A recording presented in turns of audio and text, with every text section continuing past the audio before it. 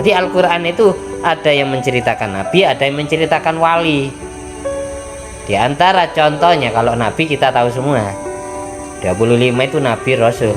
Tapi kalau wali, kayak contohnya Siti Maryam, ada keterangannya di Al-Quran. Itu wali perempuan, bukan nabi. Karena nabi itu laki-laki. Ini pendapat yang kuat.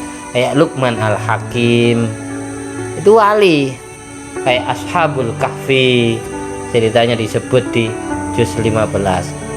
Luqman itu jadi namanya surat Luqman. Itu waliullah karena seorang hakim, muridnya Nabi Daud. Luqman Al-Hakim itu muridnya Nabi Daud. Nabi Daud ayahanda Nabi Sulaiman. Banyak seperti itu. Ceritanya wali dan ceritanya nabi itu diceritakan di Al-Quran. Ashabul Kahfi, namanya bahasa Suryani ya, bahasa Israel Suryani. Mixilimina tamliho martunus nainunus saribunus lunuanus palistatu yunus.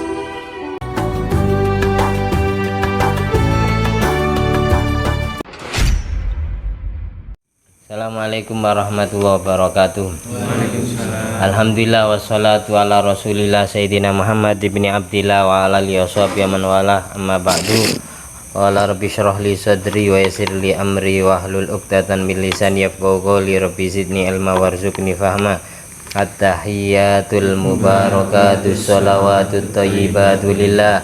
Assalamu alayka ayyuhan nabiy wa rahmatullahi wa barakatuh.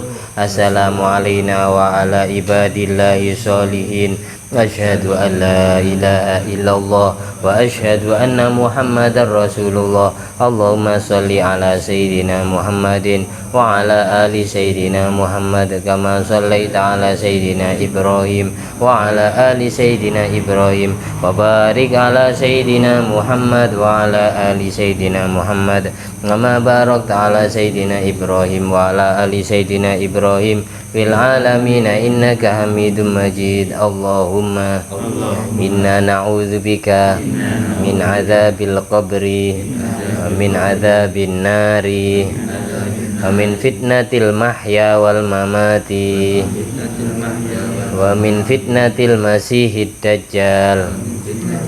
Allahumma sholli ruhi, Allahumma sholli ala ruhi Sayyidina Muhammadin fil arwah wa ala jasadihi fil ajsad wa ala qabrihi fil kubur wa ala alihi washabihi wasallim. Allahumma sholli ala Sayyidina Muhammadin wa ala ali Sayyidina Muhammad ma'danil judi wal karami manba'il ilmi wal hilmi wal hikami wa barik wa sallim. Alhamdulillah, kemarin disebutkan keterangan daripada riwayat Syekh Khotib Asy-Syarbini bahwa mengucapkan alhamdulillah itu ada rahasianya. Alhamdulillah sama niatu ahruf wa abwabul jannah samaniyah. Alhamdulillah itu kalau dihitung jumlahnya ada 8 huruf, dan pintu-pintu surga juga ada 8 pintu. Jadi orang yang mengucapkan alhamdulillah dengan hati yang tulus, hati yang ikhlas, keluar dari lubuk hati yang sedalam-dalamnya, maka ketika kelak masuk surga akan dibukakan pintu surga yang 8. Tergantung dia milih mana. Setelah mendapatkan ilmu kita syukur alhamdulillah. Setelah kita makan alhamdulillah. Setelah kita mendapatkan kenikmatan dari Allah ya alhamdulillah.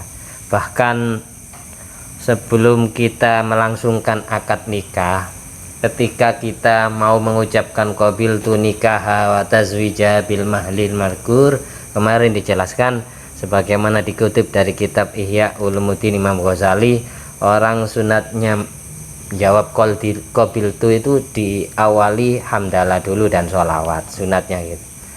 Sebagaimana pula yang mengakad nikah, yang angkah tuka wa zawwajtuka makhtubataka, sebelum mengucapkan seperti itu baca alhamdulillah dulu, sholawat kepada Nabi. Yang jawab qabiltu juga demikian. Caranya gimana? Misalnya, ya Muhammad Ferry, angkah tuka wa zawwajtuka mahtubataka wa qurrata ainika habibataka Maryam binti Yazid Bustami bimahri Tuban ini sempak ya. Wa ashabihi kan. Misal, maka ya nanti Ferry jawabnya itu alhamdulillah wassalatu ala rasulillah qabiltu nikahaha wa tazwija bil mahril mazkur. Umumnya orang banyak nak mengamalkan sunnah Rasul yang ini. Kebanyakan langsung qabiltu nikaha wa tazwija bil mahril mazkur. Lupa baca hamdalah, lupa baca sholawat, padahal itu disunatkan. Bagaimana keterangannya ada di kitab Ihya Ulumuddin, membaca alhamdulillah dan sholawat itu sunat, tapi yang simple, jangan lama-lama. Ikuti saya, alhamdulillah wassalatu ala rasulillah baru qabiltu nikahaha gitu, wa tazwija bil mahri mazkur. Alhamdulillah wassalatu ala rasulillah. Jadi jangan panjang-panjang, alhamdulillahirabbil alamin orang pidato. Nggak selesai akadnya. Wassalatu ala sayyidina Muhammad ibni Abdillah, kedawan. Atau gini, simpelnya gini, kalau memang hamdalah dan sholawatnya tidak dimasukkan ke dalam mic ya, maka cukup gini. Nah, ketika ini sedang angkah tuka wazawajatuka, kamu sudah baca alhamdulillah wassalatu ala rasulillah. Nanti ketika waktunya jawab qabil itu baru dimasukkan ke mic. Seperti itu tidak masalah, meskipun tidak masuk mic semua. Kalau saya dulu saya masukkan mic semua, sehingga membuat pengurus KUA-nya kebingungan memutuskan hukum sah dan tidaknya.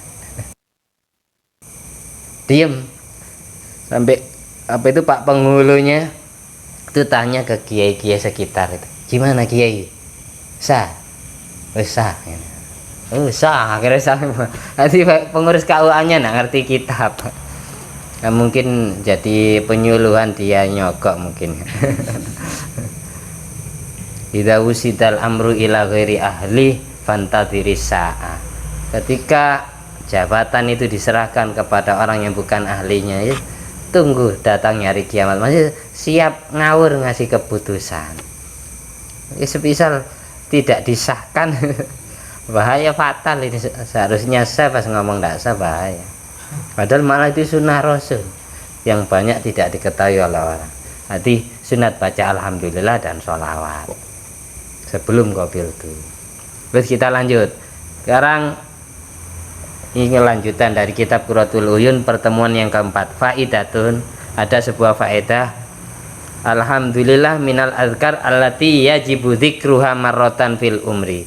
Alhamdulillah ini merupakan di antara zikiran yang wajib dibaca seumur hidup minimal 1 kali.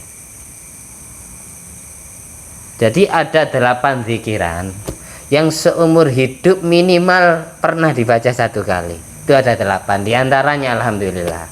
Terus yang lain apa saja? Jadi ada 8 zikiran yang wajib dibaca seumur hidup minimal 1 kali. Diantaranya adalah ucapan alhamdulillah. Zikru samanin kul bihukmil fardi marratan fil umri tafham arwardi haylalatun hamdalatun wa basmalatun tasbihun wa takbirun kadzaka hauqalatun tasliyatun ala nabiyil hadi kata salamun fusta birrasyadi. Yang pertama bacaan alhamdulillah, yang kedua bacaan la ilaha illallah, ikuti. Yang ketiga bismillahirrahmanirrahim. Yang keempat subhanallah. Yang kelima Allahu akbar. Yang keenam la haula wala quwata illa billah.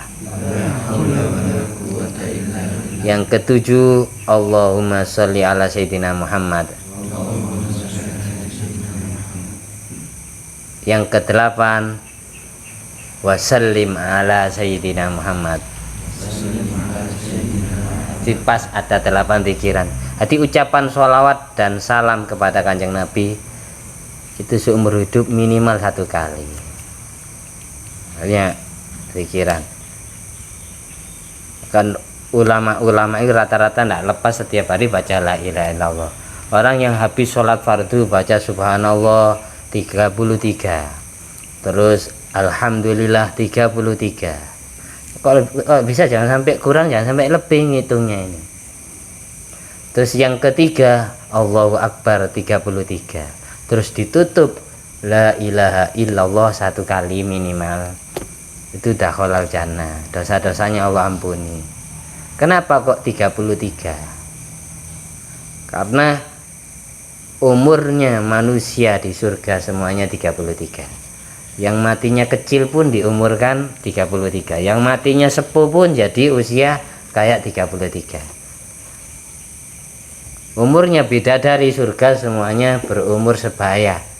Inna ansha'nahunna insya'a faja'alnahunna abkara uruban atsroba. Semua istrinya manusia di surga, entah itu dari bidadari maupun dari istrinya yang ada di dunia, yang dipertemukan kembali, itu besok ketika di surga umurnya di 33 kan semua, 33 semua. Yang laki-laki juga 33. Postur tubuhnya yang laki-laki kayak Nabi Adam, postur tubuhnya yang perempuan kayak Siti Hawa. Penghuni surga semuanya seperti itu, seragam. Tidak ada yang lebih sepuh, yang lebih muda, tidak ada, semuanya 33.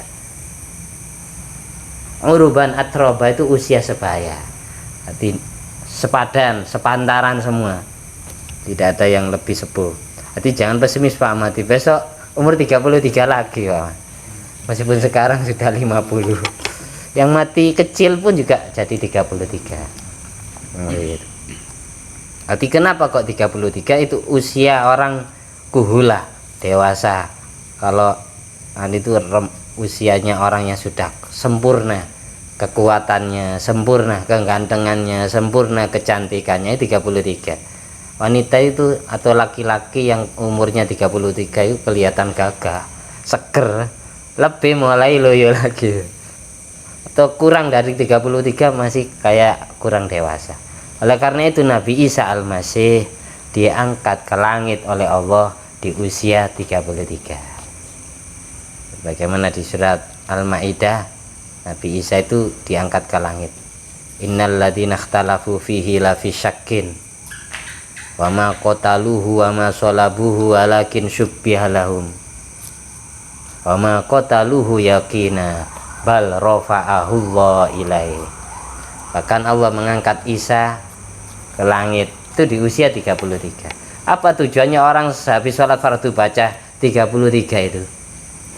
Biar pantas jadi ahli surga, intinya gitu. Makanya usahakan jangan meremehkan bacaan subhanallah 30. Jangan sampai lebih, jangan sampai kurang. Hati-hati betul, bahasanya pelan-pelan. Itu dapat melunturkan dosa kita. Biar pantas jadi ahli surga, intinya gitu. Dengan meremehkan, makanya tasbih yang terjual di mana-mana itu ya 33. Usia penghuni surga. Terus diantaranya lagi Bismillahirrahmanirrahim. Ini sangat penting dibaca terutama ketika sebelum hubungan intim, karena orang yang lupa hubungan intim, kalau di kitab I'anatul Thalibin, hukum membaca Bismillahirrahmanirrahim bagi kedua mempelai itu hukumnya sunat kifayah. Sunat kifayah itu apa maksudnya? Kesunatan yang dicukupkan oleh orang sebagian saja. Ketika si suami baca, yang perempuan tidak baca tidak masalah. Ketika yang perempuan baca bismillah sebelum hubungan intim, yang laki tidak baca tidak masalah, cukup. Setan tidak akan bersatu, karena setan diizini oleh Allah bersatu dengan manusia dalam proses pembuatan anak. Wasyarikhum fil amwal wal aulad wa'idhum. Itu janjinya Allah di Al-Quran. Setan boleh bersekutu dengan manusia dalam urusan amwal, harta benda, bisnis, usaha, wal aulad dalam urusan anak, membuat anak ataupun mendidik anak, merawat anak. Itu setan siap bersekutu dengan manusia. Makanya baca bismillah jangan lupa. Jangan sampai lupa dua-duanya. Jadi anaknya setan, bukan anaknya bapak emaknya. Anaknya setan, campuran. Namanya wasyarikhum, bersekutu. Campuran. Kayak ada anak kecil sudah minum kaleng, enggak pernah minum ASI ibunya, itu berarti ya campuran anak sapi. Kan minumnya susu sapi, susu kambing. Itu bismillah. Terus baca subhanallah. Bismillah ini hukumnya ikut kepada yang diikuti. Bismillah. Kalau mau baca kitab ini bismillah ya sunat. Mau makan ya sunat. Kalau makannya sendiri sunat ain, kesunatan secara individu. Tapi kalau makannya bareng-bareng, makannya satu talam, satu nampan, cukup yang baca bismillah satu orang saja, mewakili semuanya. Itu namanya sunat kifayah. Bismillah bagi orang yang makan sendiri sunat ain, tapi kalau makannya bareng-bareng sunat kifayah. Kalau sama-sama baca gimana ya enggak masalah, tapi yang penting jangan sampai tidak ada yang baca. Tuh, ini masalah bismillah, kadang kita enggak tahu ilmunya. Mau minum arak baca bismillahirrahmanirrahim, maka ikut haram. Bismillahnya haram karena ikut khomernya. Mau berzina bismillahirrahmanirrahim, maka hukumnya bismillah ikut zinanya, itu sama-sama haramnya. Mau merokok baca bismillahirrahmanirrahim, rokok hukumnya secara muktamad makruh, jadi bismillahnya ikut makruh. Mau main catur baca bismillahirrahmanirrahim, mau main PlayStation baca bismillahirrahmanirrahim, bismillahnya ikut makruh. Karena semua alat malahi yang menyibukkan hati sehingga lupa kepada Allah itu hukumnya makruh. Semua permainan itu makruh. Jadi jangan dibismillahi, kalau bisa diistighfari. Sebelum main astagfirullahaladzim, atau sebelum main itu a'udzubillahi minasyaitonirrajim. Ta'awud, jangan bismillah. Itu keterangannya di awal kitab Hasyiatul Baijuri, I'anatul Thalibin, Hasyiatul Jamal, semuanya seperti itu. Hukumnya bismillah itu ada 5. Sesikat mungkin saya sampaikan. Tapi jangan ngawur. Mau maksiat baca bismillah, mau hadir ke orkes bismillahirrahmanirrahim, selamat. Tapi jangan di bismillah kalau maksiat, maka ikut dosa, ikut haram bismillahnya. Terus subhanallah, subhanallah ini bahkan dikatakan di dalam hadis itu kalimatan khafifatan ala lisan, sakilatan fil mizan, habibatan ilar rahman. Ada 2 kalimat ringan diucapkan oleh mulut, tapi membikin timbangan amal kita berat dan dapat membikin Allah suka, cinta kepada kita. Itu adalah subhanallah wa bihamdi subhanallahil azim. Ikuti subhanallah wa bihamdi subhanallahil azim, subhanallah wa bihamdi subhanallahil azim. Kalau habis subuh atau sebelum subuh baca ditambahi astagfirullah, subhanallah bihamdi subhanallahil azim astagfirullah. Dibaca 100 kali itu dapat melapangkan rezeki sehari. Habis subuh atau sebelum subuh, subhanallah bihamdi subhanallahil azim astagfirullah. Tuh, melunturkan dosa juga melancarkan rezeki.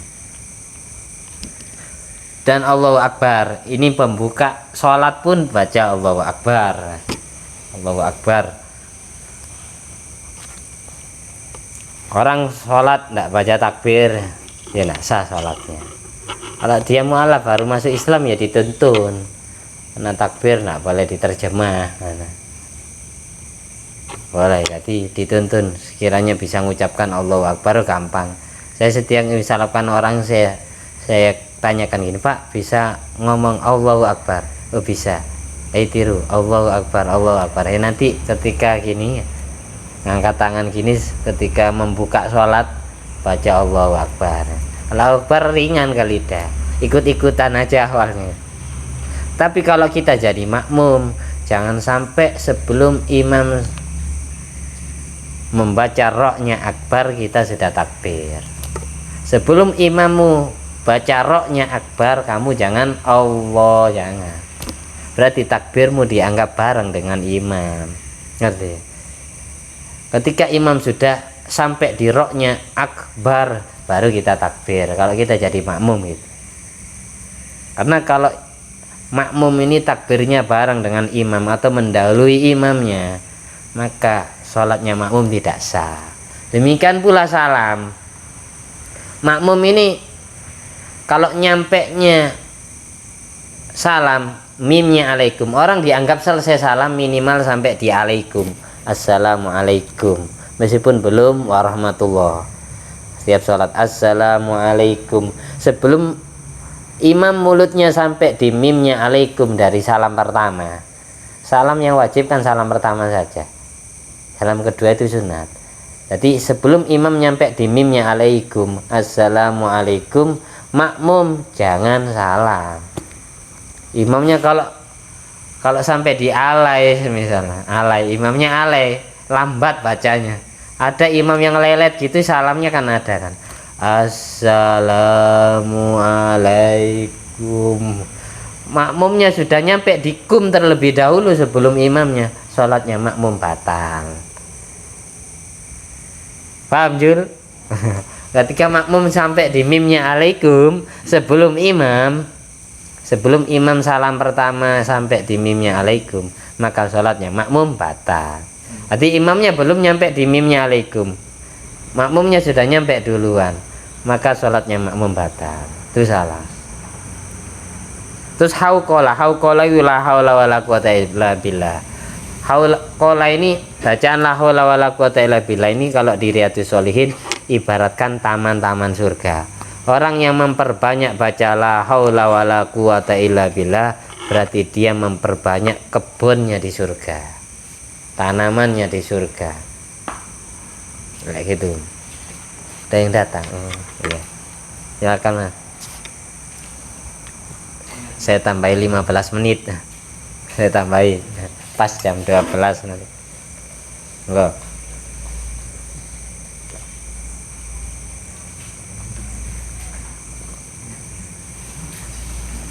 La haula wala quwata illa billah.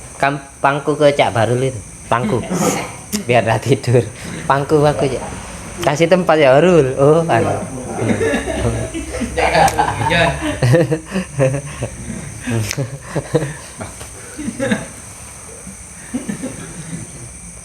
Mimun. La haula wala quwata illa billah. Ikuti la haula wala quwata illa billah. Kalau ditambahi al-aliyil azim enggak apa-apa, atau la haula wala quwata illa billah sudah enggak apa-apa, terserah. Tapi intinya artinya la haula itu gimana? La haula, tidak ada daya, ikuti, tidak ada daya yang dapat membantu kita menghindar dari maksiat, wala quwata, dan tidak ada kekuatan yang dapat membantu kita bisa menjalankan taat ibadah illa billah, kecuali sebab ditolong Allah. Orang bisa sampai ke majelis ilmu ini kan termasuk ibadah, berarti karena hati kita dan kaki kita disetir oleh Allah. Orang ada kemaksiatan kita tidak jadi maksiat, berarti la haula, kita ditolong oleh Allah, diselamatkan oleh Allah. Itu maksudnya la haula wala quwata illa billah. Bisa juga mengarah ke kebaikan sama keburukan. Kita bisa selamat dari musibah, itu la haula. Gitu loh. Kita bisa mendapatkan kebahagiaan, kekuatan, itu la quwata. Kayak ada orang ya, ada orang dibacok nak mempan, itu berarti la haula. Ada orang bisa mempunyai tenaga dalam, bisa mempunyai keterampilan, bisa jadi orang alim, bisa jadi orang kaya, itu berarti wala quwata. Gitu. Jadi bedanya la haula sama wala quwata seperti itu. Kalau la haula intinya kita diselamatkan, dihindarkan dari yang jelek oleh Allah. Kalau wala quwata kita dibantu oleh Allah bisa mendapatkan kebaikan, itu namanya wala quwata. Paham jelas ya? Simpelnya maknanya la haula seperti itu, la haula wala quwata illa billah. Orang yang membaca la haula wala quwata illa billah seharinya baca 100 kali itu kayak baca surat Al-Waqiah 1 kali. Karena man qara'a suratal waqiah fi kulli lailatin lam yusibhu faqatun abada. Orang yang membaca surat Al-Waqiah setiap malamnya 1 kali, dia tidak akan pernah kena musibah jadi fakir miskin seumur hidupnya. Setiap malam, tapi kalau ulama-ulama salaf itu ada yang setiap sore, setiap habis asar, bisa setiap malam, malam maghrib bisa, isya bisa, intinya sebelum subuh. Intinya orang baca surat Waqiah 1 hari 1 kali, rizkinya ditanggung oleh Allah. Nggak mungkin kelaparan, selalu cukup. Sama kayak orang baca la haula wala quwata illa billah 100 kali. Kalau galau ya, obat galau bisa la haula itu. Dikasih fatu saja diterangkan orang yang hatinya lagi gundah, lagi sumpek, habis diputus pacar semisal atau pacarnya dinikahi orang lain. Jadi selama ini menunggu jodohnya orang lain. Semisal kalau sumpah kayak nemu jalan hidup, banyak masalah hidupnya, baca la haula wala quwata illa billah 300. Atau kalau ingin disamakan kayak hitungan tentara perang Badar ya 313. Itu akan Allah beri kebahagiaan nanti, solusi jalan keluar dari masalah-masalah hidupnya. Allah gantikan kebahagiaan. Ya pelan-pelan bacanya wis, yang tulus sambil menghayati maknanya. Mulut sama hati bareng. Zikir itu usahakan mulut sama hati itu bareng. Baca sholawat kayak baca apa saja ya, usahakan ketika mulut baca hati juga ikut baca. Belajarnya gitu, awalnya belajarnya mulut saja, lama-lama kalau sudah mendalami berusaha hati yang baca, hati saja yang baca, mulut tidak usah. Nanti usahakan mulut sama hati bareng, itu baru menyatu. Jadi kira intinya hati bukan mulut. Alhamdulillah, betul itu. Terus kita lanjut sekarang terakhir, fadilah keutamaan baca sholawat dan salam kepada Nabi Muhammad SAW. Ini mumpung bulan Sya'ban, karena perintah innallaha malaikatahu yusholluna 'alan nabi ya ayyuhalladzina amanu shollu 'alaihi wasallimu taslima. Perintah ini turun pas bulan Sya'ban, perintah bersholawat. Saya ulangi lagi keterangannya. Allah dan malaikatnya baca sholawat. Allah memerintah kita baca sholawat. Satu-satunya ibadah, Allah tidak hanya memerintah kita, tapi Allah sendiri mengamalkan. Itu cuma sholawat kepada Nabi Muhammad SAW. Ibadah yang selain sholawat Allah tidak mengamalkan. Allah memerintah kita sholat fardu, tapi Allah sendiri tidak sholat. Allah memerintah kita puasa Ramadan, tapi Allah sendiri tidak puasa Ramadan. Tapi ketika Allah memerintah kita shollu alaihi wasallimu taslima, perintah sholawat dan salam, Allah pun juga bersolawat.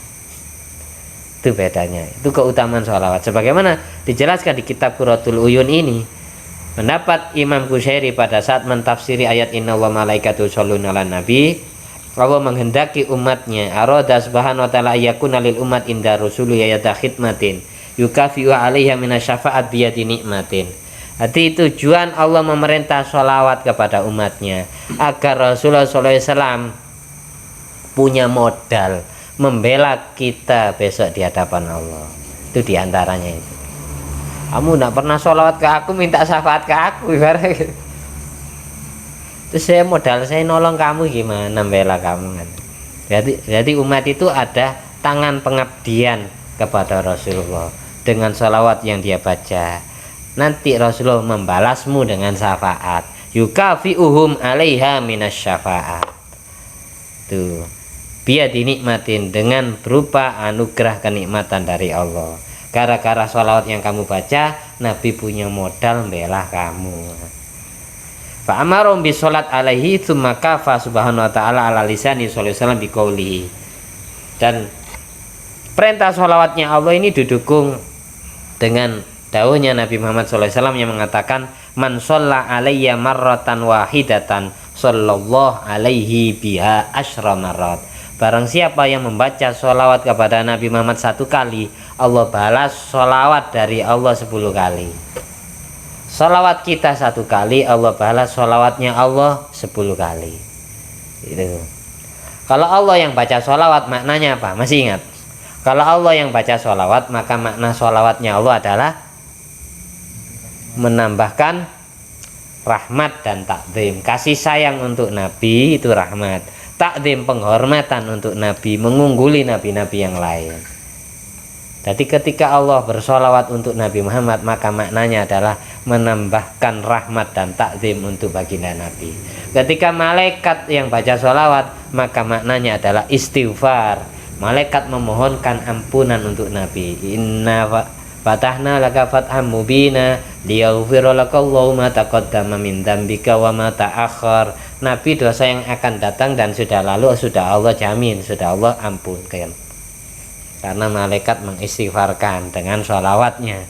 Tapi kalau sholawat yang baca umatnya Rasulullah SAW, maka maknanya sholawat yang dibaca oleh umat adalah doa, mendoakan Nabi Muhammad SAW agar mendapatkan sholawatnya Allah dan sholawatnya malaikat. Kan ini sudah pasti Allah bersolawat, malaikat bersolawat. Oleh karena itu setiap guru-guru kita, kalau kita ngaji secara makna Jawa, misal maknanya sallallahu ala Muhammad, maka guru-guru kita memaknakan gini, muga-muga nambahi rahmat takzim sapa Allah alaihi ala Muhammad ing atasi Nabi Muhammad. Muga-muga nambahi rahmat takzim, semoga Allah menambahkan rahmat takzimnya. Karena rahmat takzim sudah pasti, yang belum pasti tambahan rahmat takzimnya. Sehingga secara makna Jawa sholawat itu biasanya ditambahi kata-kata muga-muga nambahi rahmat takzim sinten Allah. Karena Allah sudah bersolawat, Allah sudah memberi rahmat takzim kepada Rasulullah. Yang kita minta dari Allah menambahkan rahmat takzimnya untuk Nabi. Itu loh. Makanya secara makna Jawa muga-muga nambahi rahmat takzim sapa Allah. Itu khasiatnya sholawat. 1 kali yang kita baca 10 kali Allah balas. Aktsarukum alayya sholatan aktsarukum azwajan. Orang yang paling banyak baca sholawat kepadaku, dialah orang yang paling banyak istrinya di surga. Pengen akeh bojo nih di surga itu. Bidadari kuman nanti. Ada riwayat 72 bidadari, ada yang riwayat 70 bidadarinya yang 2 manusia dari bangsa Adam. Kalau ada laki-laki pernah nikah berapa kali misal, besok ada harapan istrinya kumpul di surga dan nikah lagi di surga, meskipun sudah pernah dicerai.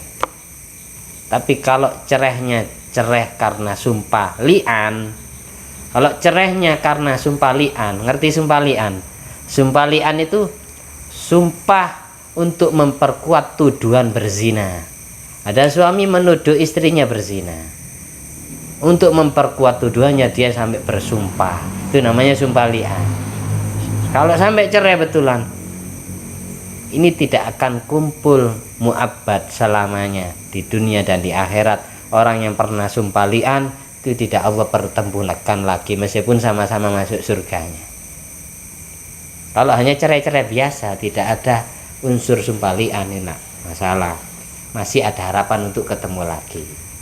Makanya dulu Siti Asma melaporkan suaminya yaitu Zubair bin Al-Awwam kepada Sayyidina Abu Bakar As-Siddiq, ayahandanya.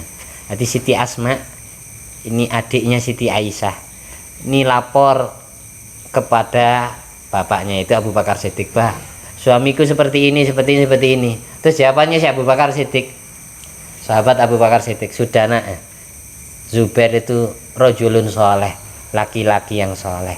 Barangkali besok dia akan menikah denganmu di surga," katanya Abu Bakar Siddiq. Seperti itu. Kalau sebaliknya gimana? Ini pernah dipertanyakan oleh istrinya Nabi, Ummu Salamah sama Ummu Habibah. Ini dua istri ini pernah tanya ke Rasulullah. Tanya gimana? Karena semua istrinya Rasulullah SAW itu wanita janda, kecuali Siti Aisyah. Semua istrinya Kanjeng Nabi itu wanita janda, kecuali Siti Aisyah. Jadi yang jelas Ummu Salamah, Ummu Habibah pernah nikah sebelum nikah dengan Rasulullah. Pernah tanya, Kanjeng Nabi, saya besok di surga kumpul sama suami yang saya yang mana? Katanya Ummu Salamah sama Ummu Habibah. Pertanyaan ditujukan kepada Rasulullah. Pada saat itu jadi istrinya Kanjeng Nabi, ya wanita janda. Bahkan Siti Khadijah sendiri, sebagaimana di kitab Al-Bushra, menikah 2 kali sebelum menikah dengan Rasulullah. Al-Bushra karya Syed Muhammad bin Ali bin Abbas Al-Maliki. Jadi Rasulullah suami ketiganya. Dari suami pertama Siti Khadijah punya anak 2.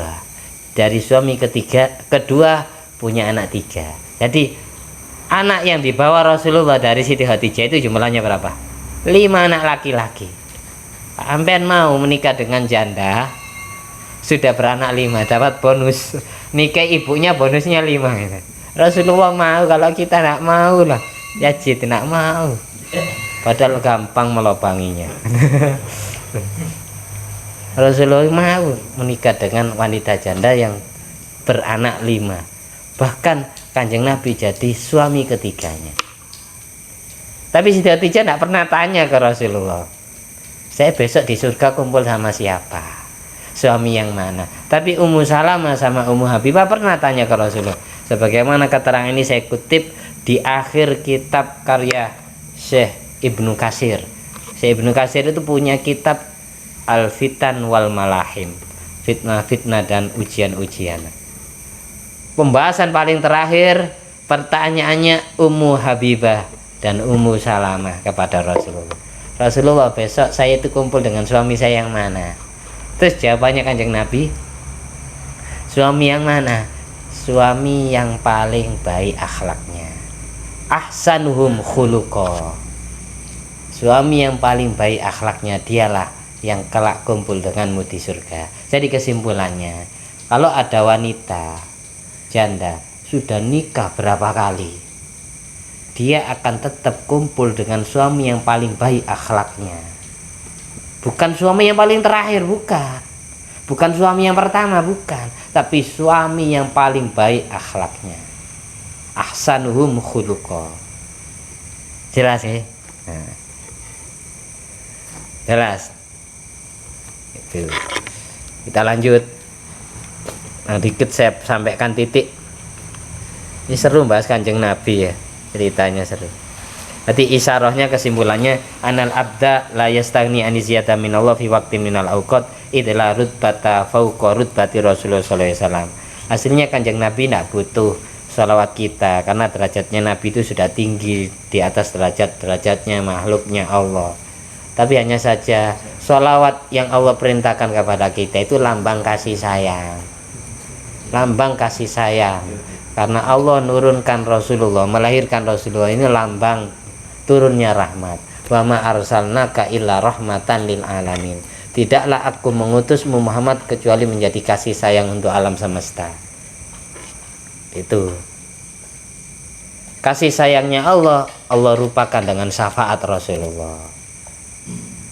Qul bi fadlillah wa bi rahmati wa bidzalika falyafrahu. Katakanlah Muhammad, dengan sebab anugerah Allah dan rahmat Allah berbahagialah kalian. Anugerah terbesar Allah, rahmat terbesar Allah adalah lahirnya Rasulullah di muka bumi. Makanya perayaan Nabi sama perayaan wali beda. Kalau Nabi Muhammad SAW yang dirayakan hari kelahirannya, karena sebelum lahir sudah viral, sudah terkenal, namanya sudah disebut dalam kitab Taurat, kitab Injil. Kalau wali-wali sebelum lahir ke dunia, namanya masih belum dikenal oleh kita. Kenal Syekh Abdul Qadir Jilani. Sebelum Syekh Abdul Qadir lahir, tidak ada manusia yang kenal nama Abdul Qadir Al-Jilani. Tapi Rasulullah sebelum lahir sudah Allah umumkan ke makhluk bumi, terutama melalui kitab-kitab yang Allah turunkan, Zabur, Taurat, Injil. 100 kitab, 60 kitab Allah berikan kepada Nabi Syekh, 30 kitab Allah berikan kepada Nabi Ibrahim, 10 kitab Allah berikan kepada Nabi Musa selain Taurat, jumlahnya 100, ditambah 4, 1 Zabur Nabi Daud, Taurat Nabi Musa, Injil Nabi Isa, dan Al-Furqan Al-Quran kepada Nabi Muhammad SAW. Semua kitab itu nerangkan Nabi Muhammad. Jumlahnya Nabi Allah 124.000 Nabi. Memang tidak semua Allah ceritakan kepada Rasulullah.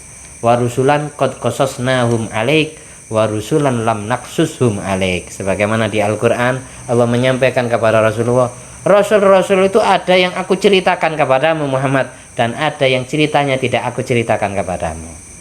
Nabi sendiri tidak diceritai semua 124.000 Nabi itu. Yang jadi Rasul 313, yang wajib kita ketahui cuma 25 yang disebutkan ceritanya di Al-Quran. Kayak gitu. Jadi Al-Quran itu ada yang menceritakan Nabi, ada yang menceritakan wali. Di antara contohnya, kalau Nabi kita tahu semua 25 itu Nabi Rasul. Tapi kalau wali, kayak contohnya Siti Maryam, ada keterangannya di Al-Quran. Itu wali perempuan, bukan Nabi. Karena Nabi itu laki-laki. Ini pendapat yang kuat. Kayak Luqman Al-Hakim, itu wali. Kayak Ashabul Kahfi, ceritanya disebut di juz 15. Luqman itu jadi namanya surat Luqman. Itu waliullah, karena seorang hakim, muridnya Nabi Daud. Luqman Al-Hakim itu muridnya Nabi Daud. Nabi Daud ayahanda Nabi Sulaiman. Nah, banyak seperti itu. Ceritanya wali dan ceritanya Nabi itu diceritakan di Al-Quran. Ashabul Kahfi, namanya bahasa Suryani ya, bahasa Israel Suryani.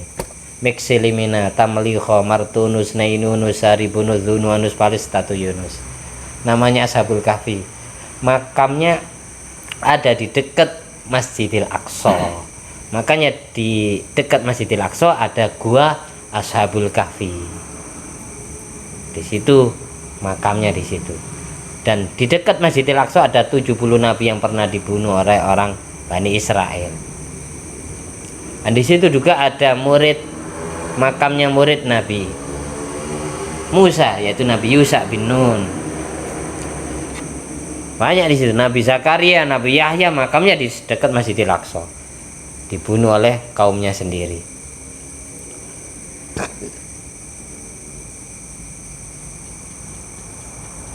Kasih sayang, saya ulangi lagi, kasih sayangnya Rasul kepada kita itu ibarat kasih sayangnya orang tua kepada anaknya. Tidak ada ceritanya orang tua tega anaknya disiksa oleh orang lain. Pasti orang tua itu kepikiran, pasti hatinya orang tua itu kayak teriris-iris melihat anaknya misal dipukuli orang. Nabi pun seperti itu besok. Ketika Nabi melihat umatnya ada yang masih tertinggal di neraka, Nabi itu nangis. Hatinya kayak teriris-iris gitu. Nangis, akhirnya sujud kepada Allah agar segera umatnya yang tersisa di neraka itu segera dientas, segera diambil, dimasukkan ke surga. Karena Nabi sampai kapanpun tidak akan mau masuk surga sebelum umatnya tuntas semua. Wala saufa yu'tika rabbuka fatarto. Ketika Allah sudah memberikan ato'an jazilan, ketika Allah sudah ngizini Rasulullah bisa mensyafaati semua umatnya, fatardo, maka hati Rasulullah ridho, puas. Nabi tidak akan puas sampai kapanpun sebelum umatnya selesai. Karena pimpinan itu berarti naik bisnya belakangan. Kalau ada pimpinan naik bisnya duluan, ada yang tertinggal di kamar mandi, ada yang tinggal di warung kopi kan ya. Seperti itu gambarannya, gampangannya kayak gitu. Nasnya Al-Quran. Nah kalau di Maulid Simtudur itu walanal busyra bisa'din mustamirin laisa yang fat haitsu utina ato'an jama'al fakhral mu'abbad. Jadi ketika kita termasuk kategori orang yang mendapatkan syafaat, itu kita mendapatkan pemberian besar, anugerah dari Allah, seperti itu. Allah tidak lihat kitanya. Misal kita ditakdir neraka, terus kita dimasukkan surga, Allah tidak lihat kitanya, tapi lihat ke yang doa, lihat yang meminta. Kasih sayangnya Allah kepada Rasulullah SAW ibarat kasih sayang seorang suami kepada istri. Meskipun permintaan istri kadang tidak cocok di hati suami, masih kalah dengan rasa sayangnya. Mau tidak mau, suka maupun tidak, tetap ingin dikabulkan. Punya uang maupun tidak, tetap dicarikan hutangan. Seperti itu. Istrinya Mas Agus, Pak Ahmadi minta sesuatu, masih lagi tidak punya uang, minta emas, harus ada sekarang. Tidak ada, Dek, masih belum ada uang, nanti kita ngumpul-ngumpul. Tidak, pokoknya saya maunya sekarang. Akhirnya mau tidak mau, suka maupun tidak, cocok maupun tidak, di hati suami tetap dicarikan karena masih kalah dengan rasa sayangnya. Allah pun kayak gitu. Muhammad ini tidak pernah puasa Ramadan, ini tidak pernah sholat fardu, kok disuruh masukkan surga? Tidak, pokoknya saya sayang ke umat saya, Allah jangan sampai kau tinggalkan mereka di neraka. Sama kayak gitu, akhirnya tetap dintas. Jadi intinya, dulu pernah saya sampaikan tafsiran surat wa amma man thaqulat mawazinu fa huwa fi isyatir radiyah. Ini ada 3. Orang Islam itu ada 3 model. Ada yang dakhalal jannah bi ghairi hisab, masuk surganya tanpa transit neraka, langsung dapat tiket surga, yaitu orang yang tidak punya dosa sama sekali, atau orang yang sebelum mati dosanya sudah Allah ampuni sehingga catatan buku amalnya tinggal yang baik saja, atau orang yang ketika ditimbang amal baiknya lebih berat dari amal jeleknya, ini langsung dakhalal jannah bi ghairi hisab, tanpa tiket neraka, langsung tiket surga tanpa transit neraka. Model orang Islam yang kedua itu orang yang timbangan amalnya sama, sejajar. Manis tawat hasanatuh wa sayyi'atuh, timbangan amalnya 50% 50%. Maksiat ibadah sama-sama 50%. Ini fayuhasabu hisaban yasira tsumma yadkhulul jannah. Tetap dihisab, tetap dihitung oleh Allah, dimintai pertanggungjawaban, tapi dengan pertanggungjawaban yang ringan, kemudian dimasukkan surga. Karena dosanya habis, ibadahnya habis, skornya 0-0, maksiatnya 50%, ibadahnya 50%. Ini mau dimasukkan neraka, dosanya habis, mau dimasukkan surga tidak punya pahala karena terkurangi dosanya.